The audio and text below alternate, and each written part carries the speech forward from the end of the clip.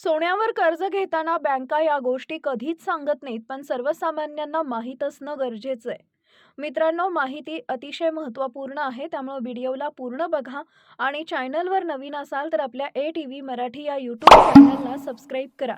बँकेत गोल्ड लोनसाठी गेल्यानंतर अशा काही गोष्टी असतात ज्या बँका आपल्याला कधीच स्पष्टपणे सांगत नाही.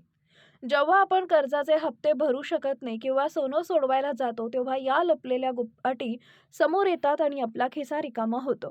दैनंदिन जीवनात अनेकदा आपल्या पैशांची तातडीची गरज असते. अशा वेळी घरात ठेवलेलं सोनं सर्वात मोठा आधार ठरतं. पर्सनल लोनसाठी बँकांचे उंबरठे झिजवण्यापेक्षा किंवा सिबिल स्कोअरची चिंता करण्यापेक्षा गोल्ड लोन घेणं हा सर्वात सोपा आणि जलद मार्ग वाटतो. सोनं गहाण ठेवलं की लगेच हातात पैसे येतात अशी लोकांची धारणा आहे. पण बँकेत गोल्ड लोनसाठी गेल्यानंतर अशा काही गोष्टी असतात ज्या बँका आपल्याला कधीच स्पष्टपणे सांगत नाहीत.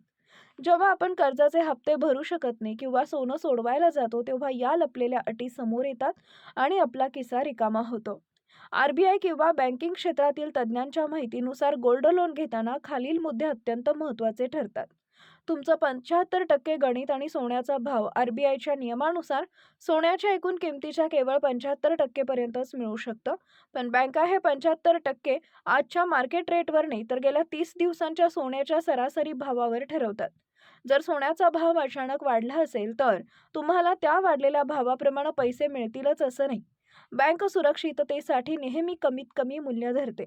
सोन्याच्या शुद्धतेची गुपित तपासणी. जेव्हा तुम्ही दागिना गहाण ठेवता, तेव्हा बँक एका चांगल्या व्हॅल्युअरकडून सोन्याची शुद्धता तपासते. दागिन्यामध्ये असलेले खडे, मोती किंवा कुंदन यांचं वजन सोन्यातून वजा केलं जातं.